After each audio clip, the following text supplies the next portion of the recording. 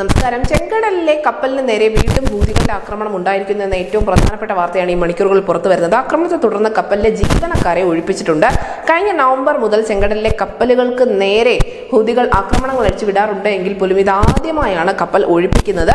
കപ്പലിലുണ്ടായിരുന്നവരെ ഏറ്റവും സുരക്ഷിതരായി തന്നെ അടുത്ത തുറമുഖത്ത് എത്തിച്ചതായി US സെൻട്രൽ കമാൻഡ് അറിയിക്കുന്നുമുണ്ട്. ഞായറാഴ്ച വൈകുന്നേരത്തോടു കൂടിയാണ് റൂബിമർ എന്ന കപ്പലിന് നേർക്ക് അപ്രതീക്ഷിതമായി ഇത്തരത്തിലുള്ള ഒരു ആക്രമണം ഉണ്ടാവുന്നത്. കപ്പലിന്റെ എഞ്ചിൻ റൂമും അതിനോടൊപ്പം മുൻഭാഗവും പൂർണ്ണമായും കത്തി നശിച്ചിട്ടുമുണ്ട്.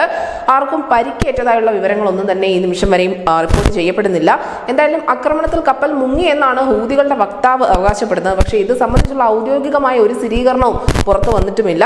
നമുക്കറിയാം, ഇസ്രയേൽ പലസ്തീൻ യുദ്ധത്തിന്റെ പശ്ചാത്തലത്തിൽ പലസ്തീന് നീതി ആവശ്യപ്പെട്ടുകൊണ്ടാണ് നവംബർ മുതൽ ചെങ്കടലിൽ ഹൂതികൾ ആക്രമണം ശക്തമാക്കിയത്. മിസൈലുകളും ഡ്രോണുകളും ഉപയോഗിച്ചുകൊണ്ടായിരുന്നു പ്രധാനമായും ഇസ്രയേൽ കപ്പലുകൾക്ക് നേരെ ഈ ആക്രമണം ഉണ്ടായത്. അത് പിന്നീട് മറ്റ് രാജ്യങ്ങളുടെ കപ്പലുകൾക്ക് നേരെയും ഉണ്ടാകുന്നതായി നമ്മൾ കാണുകയും ചെയ്തിരുന്നു.